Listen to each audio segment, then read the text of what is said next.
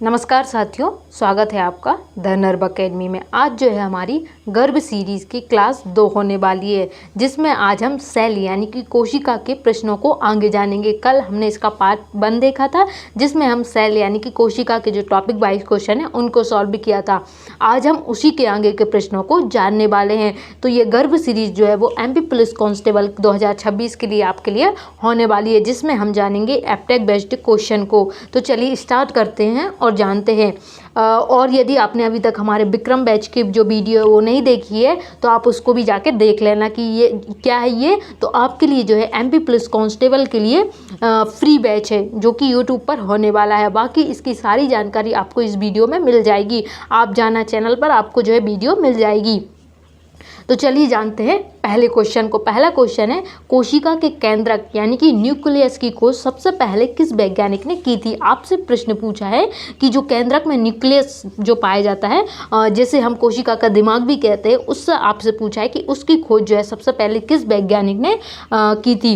Robert Hooke ने की थी, रॉबर्ट ब्राउन ने की थी, ऑल्टमैन ने की थी, या फिर कैमिलो गॉल्जी ने की थी। तो जो केंद्रक है उसकी खोज जो है रॉबर्ट ब्राउन ने की थी। किसने की थी? रॉबर्ट ब्राउन ने केंद्रक की खोज की थी। ऑप्शन नंबर बी जो है इसका सही जवाब होने वाला है। इन्होंने कब की थी? तो 1831 में, 1831 में ऑर्कियाड के पौधे में इन्होंने कोशिका में जो है केंद्रक की खोज की थी। रॉबर्ट हुक ने कोशिका की खोज की थी। ऑल्टमैन ने माइटोकॉन्ड्रिया की खोज की थी। किसने? ऑल्टमैन ने। रॉबर्ट हुक ने किसकी खोज की थी? तो इन्होंने कोशिका यानी कि सेल की खोज की थी। वहीं हम बात करें ऑल्टमैन की, तो इन्होंने जो है माइटोकॉन्ड्रिया, जो कि माइटोकॉन्ड्रिया क्या है? तो ये कोशिका का ही एक कोशिकांग है। इन्होंने जो है माइटोकॉन्ड्रिया की खोज जो है की थी। किसने? ऑल्टमैन ने। वहीं बात करें कैमिलो गॉल्जी, तो इन्होंने गॉल्जी बेडी, जो कि हमारे शरीर में यातायात का कार्य करती है, उन्होंने इसकी खोज की थी। किसने? कैमिलो गॉल्जी ने। नेक्स्ट क्वेश्चन है, केंद्रक के अंदर पाए जाने वाले गाढ़े तरल पदार्थ को क्या कहा जाता है। हमने कल देखा था कि कोशिका के अंदर क्या पाया जाता है, उस पदार्थ को क्या कहते हैं। हमने इन सबको कल की क्लास में जाना था। यदि आपने गर्भ सीरीज का प्रैक्टिस सेट बंद नहीं किया है तो आप उसको भी कर लेना, क्योंकि उस लेवल से ही हम क्या है, ऐसे कल की क्लास में हमने थोड़े लो लेवल के रखे थे, इसके बाद थोड़ा हमने लेवल बढ़ाया है। इस तरह से क्या है आपकी क्लास होने वाली है। सो आप क्या है हर एक प्रैक्टिस सेट को लाइन बाय देखना। तो यहाँ पे आपसे पूछा है कि केंद्रक के अंदर जो गाढ़ा पदार्थ पाया जाता है उसको क्या कहा जाता है। उसको कोशिका द्रव्य कहा जाता है, उसको जीव द्रव्य कहा जाता है, उसको केंद्रक द्रव्य कहा जाता है, या फिर उसको प्लाज्मा कहा जाता है। तो बताइए क्या कहा जाता है। इसका जो सही जवाब है वो है केंद्रक द्रव्य यानी कि न्यूक्लियोप्लाज्म कहा जाता है। क्या कहा जाता है? न्यूक्लियोप्लाज्म यानी कि केंद्रक कहा जाता है। आप इसको हिंदी और इंग्लिश दोनों में ही याद करते हुए चलना। केंद्रक के अंदर जो तरल पदार्थ पाया जाता है उसे केंद्रक द्रव्य यानी कि न्यूक्लियोप्लाज्म कहते हैं। पूरी कोशिका में जो तरल पदार्थ पाया जाता है उसे क्या कहते हैं? कोशिका द्रव्य कहते हैं। क्या कहते हैं? कोशिका द्रव्य कहते हैं। जब इन दोनों को मिला दिया जाए तो उन्हें जीव द्रव्य यानी कि प्रोटोप्लाज्म कहते हैं। यानी कि कोशिका में जो पाया जाता है उसे हम साइटोप्लाज्म यानी कि कोशिका द्रव्य कहते हैं, और केंद्रक के अंदर जो पाया जाता है उसे हम केंद्रक द्रव्य यानी कि न्यूक्लियोप्लाज्म कहते हैं। वहीं हम इन दोनों को मिलाकर यदि एक द्रव्य बना दे तो वो क्या होता है? जीव द्रव्य यानी कि प्रोटोप्लाज्म कहा जाता है। नेक्स्ट क्वेश्चन नंबर 3 है, सामान्य मानव शरीर की एक कोशिका में कितने गुणसूत्र पाए जाते हैं। यानी कि आपसे क्रोमोसोम की संख्या पूछी है कि हमारे शरीर में जो क्रोमोसोम की संख्या है वो कितनी पाई जाती है। बताइए कितनी? 23 होती है, 44 होती है, 48 होती है, या फिर 46 होती है। तो हमारे शरीर में जो क्रोमोसोम की संख्या है वो होती है 46। Option number D. कितनी पाई जाती है? 46 जो है गुणसूत्र हमारे अंदर पाए जाते हैं। अगर जोड़ों यानी कि पेयर्स में पूछा जाए तो 23 जोड़े होते हैं। इनमें से 22 जोड़े जो है स्त्री और पुरुष में समान होते हैं, जिन्हें हम ऑटोसोम कहते हैं। क्या कहते हैं? ऑटोसोम कहते हैं। क्वेश्चन नंबर 4 है, मानव के शुक्राणु यानी कि स्पर्म या अंडाणु यानी कि एग में कितने गुणसूत्र पाए जाते हैं। यानी हम बात करें शुक्राणु या फिर हम बात करें अंडाणु, तो आपसे पूछा है कि इनके अंदर जो है कितने गुणसूत्र पाए जाते हैं। तो बताइए कितने जो है इनमें पाए जाते हैं। 23 गुणसूत्र पाए जाते हैं, 46 गुणसूत्र पाए जाते हैं, या फिर 46 जोड़े गुणसूत्र पाए जाते हैं, या फिर 22 गुणसूत्र पाए जाते हैं। तो बताइए क्वेश्चन नंबर 4 का क्या जो है जवाब है होने वाला है। तो इसका जो सही जवाब है वो है 23 गुणसूत्र पाए जाते हैं। 23 जोड़ी नहीं, 23 गुणसूत्र पाए जाते हैं। किसमें? यदि हम बात करें शुक्राणु की या फिर बात करें अंडाणु की, तो इनमें अलग अलग, यानी कि शुक्राणु में 23 पाए जाते हैं और अंडाणु में भी 23 पाए जाते हैं। तो कितने? ऑप्शन नंबर ए इसका सही जवाब है। क्वेश्चन नंबर 5 है, गुणसूत्र यानी कि क्रोमोसोम मुख्य रूप से किन दो चीज़ों से मिलकर बने हुए होते हैं? आपको जो क्वेश्चन है वो समझ आ रहे होंगे कि किस तरह से उनको लेवल वाइज अरेंज किया गया है, जिससे क्या है आपका जो कोशिका यानी कि सेल है, यदि आपने उसका पढ़ रखा है, नहीं भी पढ़ रखा है, तब भी क्या है आपका क्वेश्चन के माध्यम से कंप्लीट कवर हो जाएगा। तो बताइए गुणसूत्र किससे बने होते हैं? वसा है, कार्बोहाइड्रेट से बने होते हैं, डीएनए और हिस्टोन प्रोटीन के बने होते हैं, या फिर आरएनए और लिपिड के बने होते हैं, या फिर केवल शुद्ध प्रोटीन के बने हुए होते हैं। तो जो क्रोमोसोम यानी कि गुणसूत्र होते हैं वो मुख्य रूप से किसके बने होते हैं? तो वो बने होते हैं डीएनए और हिस्टोन प्रोटीन के। किसके? डीएनए और हिस्टोन प्रोटीन के बने हुए होते हैं। इसका सही जवाब है वो है option number B. Next question है, आनुवांशिकता की मूल भौतिक और कार्यात्मक इकाई किसे कहा जाता है? यदि आपसे पूछे कि आनुवांशिकता की भौतिक इकाई पूछे या फिर मूल इकाई पूछे या फिर कार्यात्मक इकाई पूछे, तो इसका क्या जवाब होने वाला है? किसे जो है आनुवांशिकता की इकाई कहा जाता है? जीन को कहा जाता है, या फिर केंद्रक को कहा जाता है, या फिर क्रोमोसोम को कहा जाता है, या फिर आरएनए को कहा जाता है? तो आनुवांशिकता की जो इकाई है वो जीन को कहा जाता है। आपसे कुछ भी पूछे, मूल पूछे, भौतिक पूछे या फिर कार्यात्मक इकाई पूछे, तो आपका इसका जो जवाब है वो क्या होने वाला है? जीन होने वाला है। जीन क्या है? डीएनए का वह छोटा टुकड़ा होता है जिसे किसी खास लक्षण जैसे आंखों का रंग हो, बालों के प्रकार हो, इस प्रकार की जानकारी के लिए होता है क्या? जीन होता है। नेक्स्ट क्वेश्चन है, जीन शब्द का प्रतिपादन सबसे पहले किस वैज्ञानिक ने किया था? आपसे पूछा है जो जीन है उसका उस शब्द का प्रतिपादन सबसे पहले किसने किया था? क्वेश्चन नंबर 7 होने वाला है हमारा। यहाँ पर ग्रेगर मेंडल ने किया था, जोहानसन ने किया था, थॉमस मॉर्गन ने किया था, या फिर वाटसन ने किया था? तो जो जीन है इसका शब्द का प्रतिपादन जो है जोहानसन ने किया था। किसने किया था? जोहानसन ने किया था। इन्होंने जो है 1909 में, कब किया था? 1909 में किया था। जबकि ग्रेगर मेंडल की हम बात करें तो इन्हें कारक यानी कि फैक्टर कहा, इन्होंने क्या कहा था? फैक्टर कहा था। किसने? ग्रेगर मेंडल ने। जीन को क्या कहा था? कारक कहा था। वहीं इनको क्या है? मेंडल जो है इनको आनुवांशिक का पिता भी कहा जाता है। किसे? ग्रेगर मेंडल को इन्हें आनुवांशिकता का पिता भी कहा जाता है। क्वेश्चन नंबर 8 है, डीएनए का पूर्ण रूप क्या होता है? ये प्रश्न काफ़ी बार पूछा गया और आप सबको ये प्रश्न का जो आंसर है वो पता भी होगा। तो आप क्या है इसका आंसर मुझे कमेंट सेक्शन में बता देना। क्वेश्चन नंबर 9 है, आरएनए में थाइमिन और नाइट्रोजन बेस के स्थान पर क्या पाया जाता है? जब हम आरएनए में क्या पूछा है आपसे? थाइमिन और नाइट्रोजन बेस के स्थान पर क्या पाया जाता है? जब हम आरएनए और डीएनए देखते हैं तो डीएनए में क्या है? थाइमिन और नाइट्रोजन बेस पाया जाता है। वहीं आपसे पूछा है कि आरएनए में इनके स्थान पर क्या पाया जाता है? एडेनिन पाया जाता है, ग्वानिन पाया जाता है, यूरेसिल पाया जाता है, या फिर साइटोसिन पाया जाता है? तो जो थाइमिन और नाइट्रोजन बेस के स्थान पर क्या पाया जाता है? यूरेसिल पाया जाता है। ऑप्शन नंबर सी, आरएनए में जो है यूरेसिल पाया जाता है। ये थाइमिन और नाइट्रोजन बेस किस में पाए जाते हैं? डीएनए में ये पाए जाते हैं। क्वेश्चन नंबर 10 क्या होने वाला है? क्वेश्चन नंबर 10 है, कोशिका में प्रोटीन संश्लेषण के लिए संदेश वाहक या कोड कौन लेकर जाता है? आपसे पूछा है कि प्रोटीन संश्लेषण का जो संदेश है वो कौन ले जाता है? टीआरएनए ले जाता है, एमआरएनए ले जाता है, आरआरएनए ले जाता है, या फिर डीएनए ले जाता है? जब हम जो है आरएनए को पढ़ते हैं तो उसमें हम देखते हैं 3 या 4 प्रकार के आरएनए पढ़ते हैं, जिसमें से टी, एम और आरआरएनए इसके अंतर्गत आते हैं। तो इसका जो सही जवाब है वो संदेश वाहक का करता है एमआरएनए यानी कि मैसेंजर आरएनए। आपको क्वेश्चन से ही इसका आंसर पता चल गया होगा क्योंकि एमआरएनए जो है मैसेंजर आरएनए होता है। क्वेश्चन नंबर 10 का जो सही जवाब है वो है एमआरएनए। एम का मतलब क्या होता है? मैसेंजर यानी कि संदेशवाहक होता है। ये डीएनए में प्रोटीन बनाने की या जानकारी को लेकर राइबोसोम तक पहुंचाता है। कौन? एमआरएनए। नेक्स्ट क्वेश्चन है, कोशिका विभाजन यानी कि सेल डिवीजन को सबसे पहले 1855 में किसने देखा था? आपसे पूछा है कि जो सेल डिवीजन यानी कि कोशिका विभाजन हुआ था उसको सबसे पहले 1855 में किसने देखा था? बल्थर फ्लेमिंग ने देखा था, ब्रिचो ने देखा था, रॉबर्ट ब्राउन ने देखा था, या फिर ब्रोबेरी ने देखा था? बताइए कोशिका को सबसे पहले किसने देखा था? तो इसका जो सही जवाब है वो है ब्रिचो। किसने देखा था? Rudolf Virchow. Option number B इसका जवाब होने वाला है। किसने? रुडोल्फ विर्चो ने सबसे पहले देखा और बताया था कि कोशिकाएं विभाजित होती है और नई कोशिका का निर्माण जो है पहले से मौजूद कोशिकाओं से होता है। किसने कहा था? ये रुडोल्फ विर्चो ने कहा था। क्वेश्चन नंबर 12 है, हमारे शरीर के घाव भरने या वृद्धि करने के लिए किस प्रकार का कोशिका विभाजन जिम्मेदार होता है? जब आपने सेल डिवीजन को पढ़ा होगा तो आपने उसमें 3 प्रकार के जो है सेल डिवीजन को पढ़ा होगा। तो उसमें एक समसूत्री विभाजन आता है, अर्धसूत्री विभाजन आता है, असूत्री विभाजन आता है, या फिर इनमें से कोई नहीं। बताइए हमारे शरीर में जो है घाव भरने या वृद्धि करने के लिए किस प्रकार का विभाजन जो है जिम्मेदार होता है? तो इसका जो जवाब है वो है ऑप्शन नंबर ए, समसूत्री विभाजन। क्या होता है? माइटोसिस, यानी कि समसूत्री विभाजन हमारे शरीर की कायिक कोशिका यानी कि सोमेटिक में होता है। इससे शरीर का विकास होता है, लंबाई बढ़ती है और कहीं चोट लगने पर इसका जो है घाव भरने का कार्य भी करता है।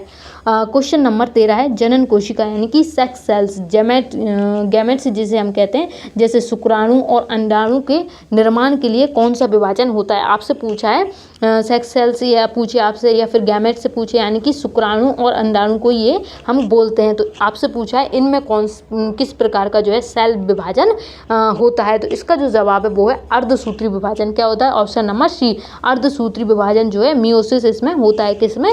शुक्राणु और अंडाणु जो है इनके निर्माण में क्या कौन सा विभाजन होता है? अर्धसूत्री विभाजन होता है। Question number 13। नेक्स्ट है क्वेश्चन नंबर 14, समसूत्री विभाजन यानी कि माइटोसिस शब्द सबसे पहले किसने दिया था? आपसे पूछा है समसूत्री विभाजन जो शब्द है वो सबसे पहले देने वाला कौन था? बल्थर फ्लेमिंग था, फर्मर और मूर था, या फिर ऑस्कर हर्बिंग था, या JBS हॉल्टन था? बताइए किसने जो है समसूत्री विभाजन को सबसे पहले कहा था? तो इसका जो जवाब है वो है बल्थर फ्लेमिंग। किसने कहा था? Walther Flemming. Option number A, Walther Flemming ने कहा था। 1882 कब? 1882 में बल्थर फ्लेमिंग ने इस विभाजन को धागे जैसी संरचना बनाते देखा और इसके लिए माइटोसिस शब्द दिया था। किसने? बल्थर फ्लेमिंग ने। क्वेश्चन नंबर 15 है, अर्धसूत्री विभाजन मियोसिस के दौरान एक जनन कोशिका से कितनी नई कोशिका जो है बनती है? यानी कि इसमें क्या होता है? एक पेरेंट सेल होती है। तो आपसे पूछा है कि इस एक पेरेंट सेल से कितनी डॉटर सेल की उत्पत्ति होती है, यानी कि एक जनन कोशिका से कितनी कोशिकाएं बनती है? 2 बनती है, 4 बनती है, 8 बनती है, या फिर 1 बनती है? तो इसका जो जवाब है वो है 4। कितनी बनती है? 4 बनती है। यानी कि एक क्या है? पेरेंट सेल होती है। एक पेरेंट सेल होती है, इससे टूटकर कितनी कोशिकाएं बनती है? 4 कोशिकाएं बनती है। अर्धसूत्री विभाजन 2 चरणों में होता है, मियोसिस 1 और मियोसिस 2। इसके अंतर एक पेरेंट सेल 4 नई संतान कोशिकाओं डॉटर सेल को बनाती है। क्वेश्चन नंबर 16 है, समसूत्री विभाजन माइटोसिस के अंत में बनने वाली दोनों नई कोशिकाओं में गुणसूत्रों की संख्या कितनी होती है? आपसे पूछा है जो समसूत्री विभाजन होता है उसमें क्या होता है? अंत में क्या है? 2 नई कोशिकाएं बनती है। तो इसमें आपसे पूछा है गुणसूत्रों की संख्या कितनी हो जाती है? आधी हो जाती है, या फिर दोगुनी हो जाती है, या फिर जनक कोशिकाओं के बराबर रहती है, या फिर 0 हो जाती है? बताइए क्वेश्चन नंबर 16 का क्या जवाब होने वाला है? बताइए कितनी जो है हो जाती है? तो इसका जो जवाब है जनक कोशिकाओं के बराबर ही रहती है, यानी कि जितनी कोशिकाएं उतनी ही रहती है। क्वेश्चन नंबर 16, यानी अगर पेरेंट सेल कितनी है? 46 है, गुणसूत्र है, तो बनने वाली नई कोशिकाओं में भी 46 गुणसूत्री रहेंगे। यानी कि समसूत्री विभाजन में क्या होती है? उतनी ही रहती है जितनी कि समसूत्री विभाजन में होती है। नेक्स्ट क्वेश्चन है, अर्धसूत्री विभाजन यानी कि मियोसिस में गुणसूत्र की संख्या जनक कोशिकाओं की तुलना में कितनी रह जाती है? आप देख रहे होंगे कि हम किस तरह से बढ़िया तरीके से जो है एक एक लाइन वाइज पढ़ते हुए चल रहे हैं। तो आपसे पूछा है अर्धसूत्री विभाजन यानी कि मियोसिस में गुणसूत्र की संख्या कितनी हो जाती है? जैसे हमने एक जनक कोशिका, एक पेरेंट सेल होती है, उसके अकॉर्डिंग कितनी हो जाती है? समान हो जाती है, आधी रहती है, 3 गुनी हो जाती है, या फिर 4 गुनी हो जाती है? तो इसमें क्या है? इसमें ऑप्शन नंबर बी, इसमें क्या होता है? आधी, यानी कि आधी वो हाफ जो है रह जाती है। किसमें? अर्धसूत्री विभाजन में आधी हो जाती है। क्वेश्चन नंबर 18 है, कवक यानी कि फंगी और बैक्टीरिया जैसी सरल कोशिकाओं में मुख्य रूप से कौन सा विभाजन होता है? आपसे पूछा है फंगी यानी कि कवक और बैक्टीरिया में किस प्रकार का जो है विभाजन होता है? अर्धसूत्री होता है, समसूत्री होता है, असूत्री होता है, यार बहुविखंडन होता है? तो जो कवक और बैक्टीरिया होते हैं इनमें असूत्री विभाजन होता है। कौन सा? असूत्री विभाजन होता है, एमाइटोसिस होता है। ऑप्शन नंबर सी, किसमें? कवक और बैक्टीरिया में। क्वेश्चन नंबर 19 है, कोशिका विभाजन की किस अवस्था में गुणसूत्र सबसे स्पष्ट और साफ दिखाई देते हैं, जिसका अध्ययन लैब में किया जाता है। यानी कि आपसे पूछा है जब हम कोशिका विभाजन को पढ़ते हैं तो उसके जो किस स्टेज में सबसे गुणसूत्र सबसे स्पष्ट और साफ दिखाई देने लगते हैं। क्वेश्चन नंबर 19, प्रोफेज में दिखते हैं, मेटाफेज में दिखते हैं, एनाफेज में दिखते हैं या फिर टेलोफेज में दिखाई देते हैं। क्वेश्चन नंबर 19 का सही जवाब जो है वो है ऑप्शन नंबर बी, मेटाफेज। क्या, मेटाफेज में जो है गुणसूत्र क्लियर दिखाई देने लगते हैं। क्वेश्चन नंबर 20 है, क्रॉसिंग ओवर की घटना जिसमें बच्चों में क्या है, माता पिता से अलग नए लक्षण आते हैं, ये किस प्रकार का किस विभाजन में होता है। यानी कि क्या होता है, क्रॉसिंग ओवर। इसमें क्या है, जो बच्चे होते हैं उनमें अलग ही लक्षण आ जाते हैं, तो इसको किस विभाजन में रखा जाता है, समसूत्री में रखा जाता है, अर्धसूत्री में रखा जाता है, असूत्री में रखा जाता है या कलिक उत्पादन में रखा जाता है। Option question number B. तो इसका जो सही जवाब है वो है अर्धसूत्री विभाजन। किस में रखा जाता है, अर्धसूत्री में इसको रखा जाता है। कब, जब बच्चों में अलग से ही कोई नए लक्षण दिखाई देने लगते हैं। क्वेश्चन नंबर 21 है, पौधे की कोशिकाओं में कोशिका विभाजन के समय के बीच में जो दीवार बनती है उसे क्या कहते हैं। यानी कि पौधों में क्या होता है, कोशिका में कोशिका विभाजन होता है, यानी कि जो पौधे हैं उनकी जो कोशिका हो उनमें कोशिका विभाजन होता है, तो इस बीच क्या है, एक दीवार बन जाती है। आपसे उस दीवार का नाम ही पूछा है। सेल प्लेट होती है, क्लीवेज फेरो होती है, टोनोप्लास्ट होती है, मिडिल लैमिला होती है। बताइए क्या इसका सही जवाब होने वाला है। तो इसका जो जवाब है वो है option number A, cell plate. क्या होता है, सेल प्लेट इसमें होता है। क्वेश्चन नंबर 22, केंद्रक के विभाजन डिवीजन ऑफ न्यूक्लियस की प्रक्रिया को जीव विज्ञान में क्या कहा जाता है। यानी कि आपसे पूछा है कि केंद्रक विभाजन को क्या कहा जाता है। साइटोकाइनेसिस कहा जाता है, कैरियोकाइनेसिस कहा जाता है, प्लाज्मोलिसिस कहा जाता है या एंटोसाइटोसिस कहा जाता है। बताइए जो केंद्रक विभाजन है उसे बायोलॉजी में क्या कहा जाता है। तो इसका जो जवाब है वो है कैरियोकाइनेसिस। क्या कहा जाता है, कैरियोकाइनेसिस कहा जाता है किसे, केंद्रक के विभाजन को, division of nucleus. Question number 23 है, कोशिका द्रव्य के विभाजन यानी कि जो कोशिका द्रव्य है, डिवीजन ऑफ साइटोप्लाज्म की प्रक्रिया को क्या कहते हैं। यानी कि जो कोशिका होती है उसका जो उसके अंदर जो विभाजन द्रव्य पाया जाता है उसके विभाजन को क्या कहा जाता है। कैरियोकाइनेसिस कहा जाता है, साइटोकाइनेसिस कहा जाता है या फिर म्यूटेशन कहा जाता है या फिर डिफ्यूजन कहा जाता है। क्वेश्चन नंबर 23, तो इसका जो जवाब है वो है ऑप्शन नंबर बी, साइटोकाइनेसिस कहा जाता है। क्या कहा जाता है, साइटोकाइनेसिस कहा जाता है।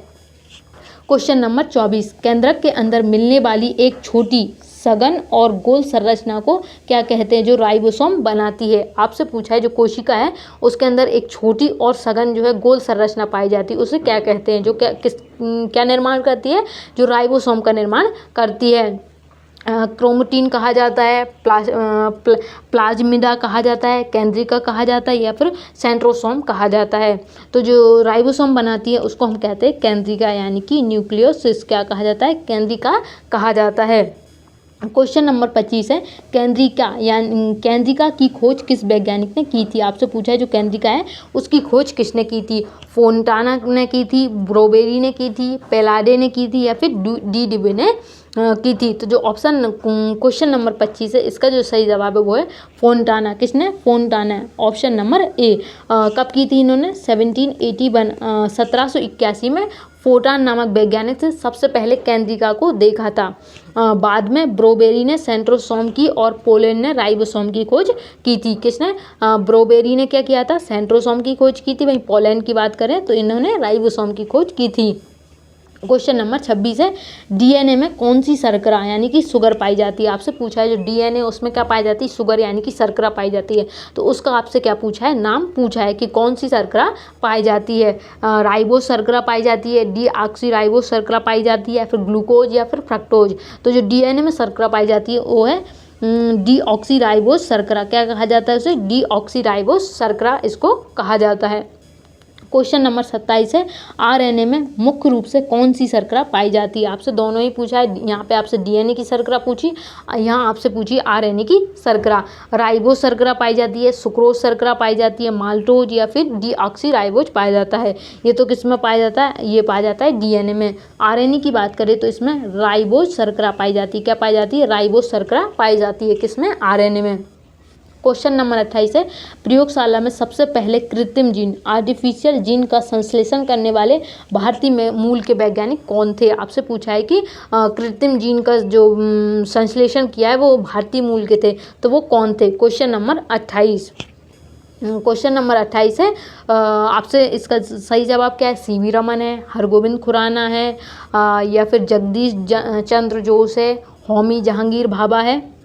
तो बताइए क्वेश्चन नंबर 28 का जो सही जवाब है वो है हरगोविंद खुराना। कौन है, Hargobind Khorana. Question number 28। Question number 29 है, कोशिका चक्र यानी कि सेल साइकिल की सबसे लंबी अवस्था कौन सी होती है जिसमें कोशिका विभाजन की तैयारी करती है, यानी कि जिसमें कोशिका जो है वो विभाजन की तैयारी करती है। क्वेश्चन नंबर 29, कौन सा फेज होता है आपसे पूछा है। प्रोफेज होता है, इंटरफेज होता है, मेटाफेज होता है या फिर एनाफेज होता है। बताइए क्वेश्चन नंबर 29 का जो सही जवाब है वो होने वाला है इंटरफेज। कौन सा फेज, इंटरफेज में जो है कोशिका विभाजन के लिए पूर्ण रूप से तैयार हो जाती है। Option number B. क्वेश्चन 29 है, डीएनए की रासायनिक संरचना में एडेनिन हमेशा किसके साथ जुड़ा होता है। आपसे पूछा है, यहाँ पे क्या है, दो के पैर होते हैं, तो आपसे पूछा है एडेनिन किसके साथ जुड़ा हुआ होता है। साइटोसिन के साथ जुड़ा होता है, ग्वानिन के साथ, थाइमिन के साथ या फिर यूरेसिल के साथ जुड़ा हुआ होता है। तो इसका जो सही जवाब है वो है थाइमिन। किसके साथ जुड़ा हुआ होता है एडेनिन जो है थाइमिन के साथ जुड़ा हुआ होता है। क्वेश्चन नंबर 31 है, गुणसूत्र के दोनों धागे जिस मुख्य बिंदु पर आपस में जुड़े होते हैं उसे क्या कहा जाता है। यहाँ पे क्या होता है, जो गुणसूत्र होते हैं इसमें क्या होता है, दोनों धागे मुख्य रूप से एक बिंदु पर आपस में जुड़ जाते हैं, तो आपसे वही बिंदु का नाम पूछा है। सेंट्रोमियर होता है, सेंट्रोसोम होता है, टेलोमियर होता है, फिर क्रोमोमियर होता है। क्वेश्चन नंबर 31, तो इसका जो सही जवाब है वो है सेंट्रोमियर। क्या होता है, सेंट्रोमियर में जो है धागे हमको आपस में जुड़े हुए दिखाई देते हैं। इसके बाद है 32, अनियंत्रित कोशिका विभाजन के कारण मानव शरीर में कौन सी घातक बीमारी होती है, यानी कि अनकंट्रोल सेल डिवीजन के ऊपर आपसे प्रश्न पूछा है। कौन सी बीमारी इसमें होती है, एड्स होता है, कैंसर होता है, टीबी होता है या फिर मलेरिया होता है। क्वेश्चन नंबर 32, तो इसका जो सही जवाब है वो है कैंसर। क्या होता है इसमें, कैंसर जो है हो जाता है किसमें, अनकंट्रोल सेल डिवीजन के अंतर्गत। क्वेश्चन नंबर 33, जंतु कोशिका यानी कि एनिमल सेल में कोशिका विभाजन में मदद करने वाला तार जैसी आकृति का अंग कौन सा होता है, यानी कि जो जंतु कोशिका होती है उसमें एक तार जैसी आकृति का होता है, उसको क्या कहा जाता है। गोल्जी का है, तारक का है या फिर लवक या फिर अंतःप्रद्रव्य जालिका जो है कहा जाता है। क्वेश्चन नंबर 33, तो इसका जो सही जवाब है वो है तारक काई यानी कि सेंट्रोसोम। तारक काई जो सेंट्रोसोम होता है उसको ही तार जैसी संरचना पाई जाती है जो कि कोशिका विभाजन में मदद करती है। कौन सी सेल में, एनिमल सेल्स में मदद करती है। क्वेश्चन नंबर 34, आरएनए का मुख्य कार्य शरीर में क्या होता है, यानी कि आरएनए के क्या कार्य करता है। ऊर्जा पैदा करना होता है इसका कार्य, या फिर प्रोटीन संश्लेषण में सहायता करता है, या फिर बचा का संचय, जो बचा होता है उसका संचय करना होता है, या फिर कार्बोहाइड्रेट का पाचन करना होता है। तो जो आरएनए का मुख्य कार्य होता है वो है प्रोटीन संश्लेषण। क्या करता है ये, प्रोटीन संश्लेषण में सहायता करता है कौन, आरएनए। नेक्स्ट क्वेश्चन नंबर 35 है, क्रोमेटिन जालिका जो केंद्रक में धागे जैसी बिक्री होती है विभाजन के समय सिकुड़ना क्या बन जाती है, यानी कि जो जालिका होती है वो सिकुड़ कर क्या बन जाती है, जीन बन जाती है, गुणसूत्र बन जाती है, लाइसोसोम बन जाती है या फिर राइबोसोम बन जाती है। क्वेश्चन नंबर 35, तो इसका जो सही जवाब है वो है गुणसूत्र। क्या बन जाती है, गुणसूत्र यानी कि क्रोमोसोम बन जाती है। तो ये रही आज की हमारी क्लास, आपको कैसी लगी आप मुझे कमेंट सेक्शन में बताना, और आप जो है चैनल को जरूर सब्सक्राइब कर लेना, जिससे क्या है आपको एमपी पुलिस कांस्टेबल का जो बैच है उसके बारे में भी आपको यहीं पर जो है जानकारी मिलने वाली है। तो आज की क्लास कैसी लगी वो मुझे कमेंट सेक्शन में बता देना, और साथ ही चैनल को सब्सक्राइब कर लेना। मिलते हैं इसके गर्भ सीरीज़ के पार्ट 3 में। धन्यवाद।